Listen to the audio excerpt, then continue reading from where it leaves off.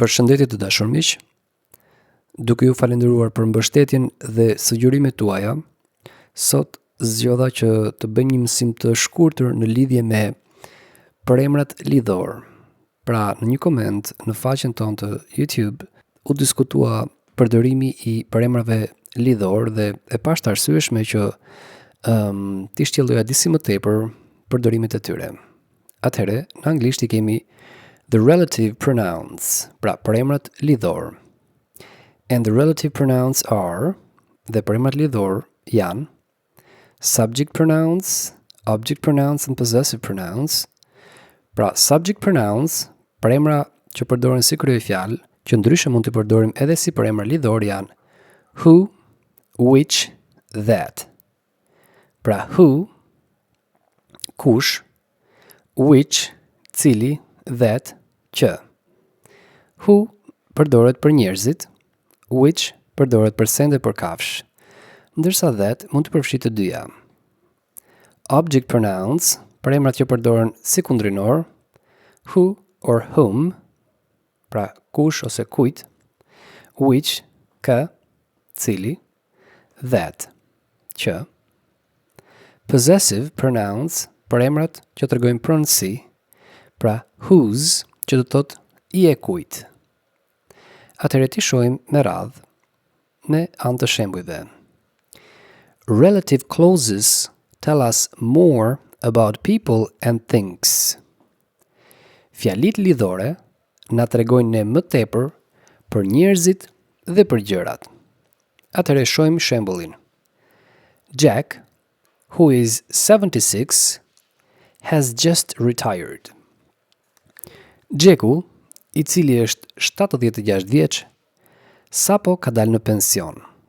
Pra në këtë rast kemi përemrin lidhor who, që tham përdoret për njerëzit pra. So Jack, who is 76, has just retired. This is the house which Jack built. Kjo është shtëpia të cilën Gjeku ndërtoi. Atëherë which tham që përdoret për objektet, për sendet për kafshët, pra në këtë rast kemi për shtëpinë. So this is the house which. Kjo është shtëpia të cilën Gjeku ndërtoi. Mary is the woman that gave us the news. Mary është gruaja që na dha ne lajmin. Atëherë that në këtë rast përkthehet që. Pra Mary është gruaja që na dha ne lajmin, ose e cila. We use who and whom for people. Ne përdorim who dhe whom për njerëzit. We use which for things. Ne përdorim which për gjëra. That for people or things. Gjithashtu përdorim that edhe për njerëzit, edhe për gjërat. We use relative clauses to make clear which person or thing we are talking about. Ne përdorim fjalit lidhore për të qartësuar personin ose gjën për të cilën jemi duke diskutuar apo duke folur. Për shembull, Mary is the woman who gave us the news. Mary është gruaja e cila na dha ne lajmin. Pra në këtë rast, përemri lidhor who lidh dy fjalit dhe na qartëson se kush na dha ne lajmin, pra Mary. Or this is the house which Jack built. Kjo është shtëpia të cilën e ndërtoi Gjeku. Pra në këtë rast po qartësojmë se çfarë ndërtoi Gjeku, se cilën shtëpi ndërtoi Gjeku. In this kind of relative clause, we can use that instead of who or which. Në këtë lloj fjalish lidhore, ne mund të përdorim edhe përemrin lidhor that, në vend të përemrit lidhor who ose which. Për shembull, Mary is the woman that gave us the news.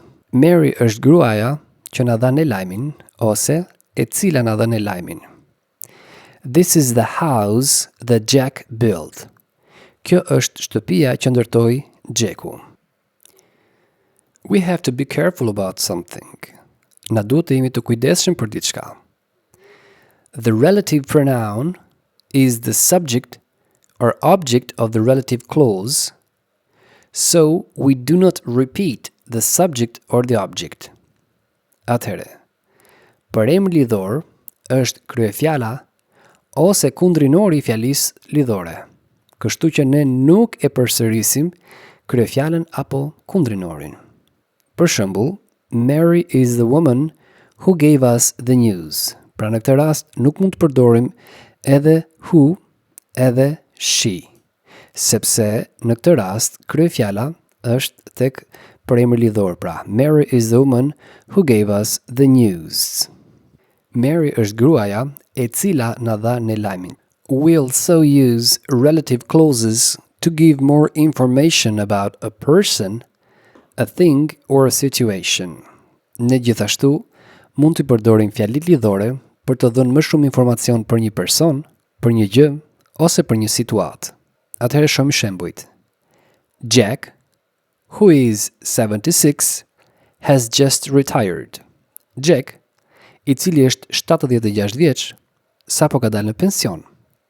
Pra në këtë rast ne po japim informacion për Jackun, duke përdorur përemër lidhor who. We had fish and chips, which I always enjoy. Ne hëngrëm, po e themi, pjatën e preferuar angleze, fish and chips, gjë të cilën mua gjithmonë më pëlqen ta bëj, pra ta konsumoj. Pra which në këtë rast na jep më tepër informacion për atë që ne konsumuam gjatë drekës. I met Rebecca in town yesterday, which was a nice surprise. Unë takova Rebecca në qytet dje, gjë e cila ishte një surprizë e këndshme. Pra në këtë rast, who dhe which, në këto tre fjali pra, na japin më tepër informacion për atë që duam të shprehim. With this kind of relative clause, we use commas to separate it from the rest of the sentence.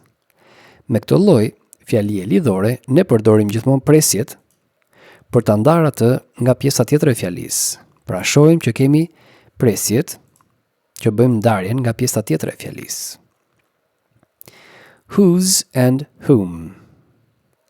Atëherë whose i e kujt and whom kë. Ose dhe kujt. We use whose as a possessive form of who. Ne përdorim whose i e kujt si forma pronore e përemrit lidhor who. This is George, whose brother went to school with me. Ky është Georgi, vëllai të cilit ishte në shkollë me mua. Pra në këtë rast, whose do thot vëllai i të cilit. We sometimes use whom as the object of a verb or preposition. Ne ndonjëherë përdorim dhe whom si kundrinori i një foljeje ose i një parafjale. Për shembull, this is George, whom you met at our house last year. Ky është Georgi, të cilin ti e takove në shtëpinë tonë vitin e kaluar. Dhe në këtë rast, whom është kundrinori i foljes meet në kohën e shkuar që bëhet met. This is George's brother, with whom I went to school. Ky është vëllai i Georgjit, me të cilin unë kam qenë në shkollë. Whom në këtë rast është kundrinori i parafjalës with, sikurse e vëmë re. But nowadays we normally use who. Por normalisht ditët e sotme ne përdorim who. Për shembull, this is George, who you met at our house last year. This is George, who you met at our house last year. Ky është George, të cilin ti e takove në shtëpinë tonë vitin e kaluar. Or, this is George's brother, who I went to school with. Ky është vëllai i Georgjit, me të cilin unë kam qenë në shkollë. Relative pronouns with prepositions. Përemrat lidhor me parafjalë. When who, whom or which have a preposition, the preposition can come at the beginning of the clause. Kur who, whom ose which kanë një parafjalë, atëherë parafjala mund të vendoset në fillim të fjalisë. Për shembull, I have an uncle in Germany, from who or whom I got the present. Unë kam një xhaxha në Gjermani, nga i cili unë mora dhuratën. Pra vëmë re që para përemrit lidhor who ne kemi para fjalën from. We bought a paintbrush with which we painted the wall. Ne blem një furçë me të cilën ne lyem murin. Pra, kemi përemrin lidhor which dhe para fjalën with që e përdorim para përemrit lidhor which pra. When and where. We can use when with times. Ne mund të përdorim përemrin lidhor when për të shprehur kohën. And where with places. Dhe përemri lidhor where për të shprehur vende. Pra when përkthehet kur, ndërsa where përkthehet ku. And we use them to make it clear which time or place we are talking about. Dhe I përdorim këto dy përemra lidhor, pra when dhe where, për të qartësuar se për cilën kohë ose për cilin vend jemi duke biseduar. Për shembull, England won the World Cup in 1966. It was the year when we met. Anglia fitoi kupën botërore në vitin 1966. Ishte pikërisht viti kur ne u takuam. Viti kur ne u takuam. Pra në këtë rast, when specifikon vitin 1966. Pra, përdoret për kohën. I remember my 20th birthday. It was the day when the tsunami happened. Më kujtohet ditëlindja ime e 20. Ishte dita kur ndodhi tsunami.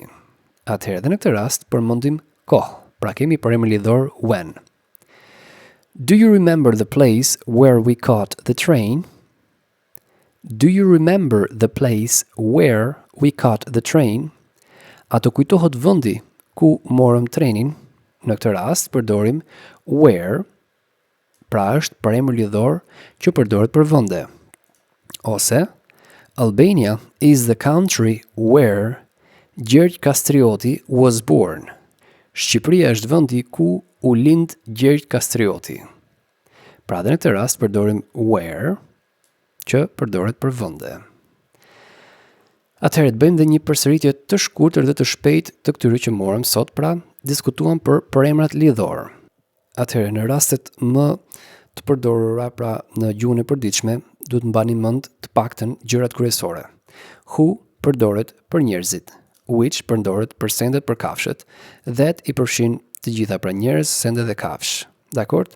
Whose do thot I e kujt. Pra, pastaj kemi dallimet midis subject pronouns, që janë përemrat që përdoren si kryefjalë, object pronouns, përemrat që përdoren si kundrinor dhe rastin e pronësisë, pra possessive, sikurse I shpjeguam në shembujt e mëposhtëm.